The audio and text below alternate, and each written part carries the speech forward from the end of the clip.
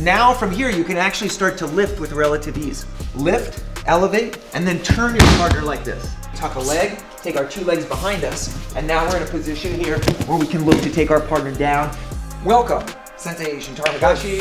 Thank you so much. So let's talk about a kind of unconventional way of playing from the guard that involves us keeping our partner at a distance and using a judo throw, essentially a judo throw, to get our partner out of balance. You can throw with this also and use it as a sweep. It's a variation of Tomoe Nage. Now, in jiu-jitsu, in the gi, a lot of times we'll play collar sleeve and we'll use a variation of Tomoe Nage where we put a foot on our partner's hip or 2 feet on the hip, and we use our partner's jacket, bring them forward here, elevate them, and take them up over the top. Okay, so that's directly from judo, where it's a sacrifice throw. You're standing in front of your partner. Essentially, you drop down to this position, and then you throw your partner from here. When we do it with the gi, we're starting down on the ground and we elevate. I think sometimes people call this the balloon sweep in jiu-jitsu, but it's a Tomoe Nage. Now, you have a problem when it comes to doing Tomoe Nage no gi, which is that it's very hard to get that upper body control and bring your partner forward. But we can kind of cheat a little bit in a way if we can score a double wrist grip here. And that's often not that hard to do because your partner's coming forward, they've got their hands on you. We're going to take a grip with our thumb underneath our partner's wrist like this, and we're going to take it forward. Then we're going to double up on this grip, and we're going to put a foot here in our partner's hip. Now, first of all, this grip here, the pull, is very, very strong. You're taking your partner's hand forward, and you've got your foot here as a post so that they can't easily follow you. Your left leg is available because it's unweighted, so if you wanted to post, there's a whole bunch of other things you can do.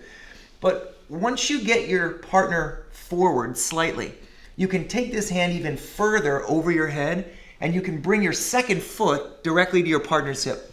You'd be surprised how effective it is to just draw your partner's hand forward over your head. Once his weight goes off of his heels and onto his toes, now from here you can actually start to lift with relative ease. The problem with lifting from here is you can't bring your partner's head forward. Well, this grip takes care of that. Now I can draw him forward and lift relatively easily. It's possible for you to take your partner directly overhead, so you can get your grip, lift, elevate, and then turn your partner like this. From here, you can either follow your partner up, or if your partner comes to turn up on top of you, you're looking to reach, cover the far side, and get your head above your partner's head. So whether you follow them up or you let them land and then follow them up afterwards, that's up to you. It's not always going to work where you can take your partner directly overhead, but you can often use this to get their feet off the floor. And anytime their feet are off the floor, they're usually out of balance.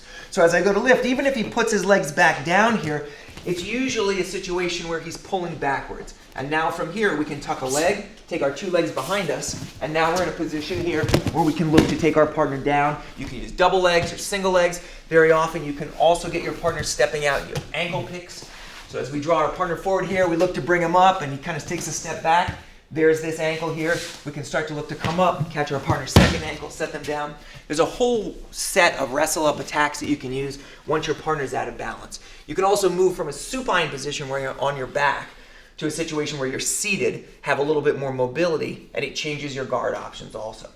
So whether you use this 2-on-1 grip as a straight tomoe, or you just use it to create kazushi where then you can start to play from a seated position and wrestle up, it's a really nice option. You don't see it too often, no gi.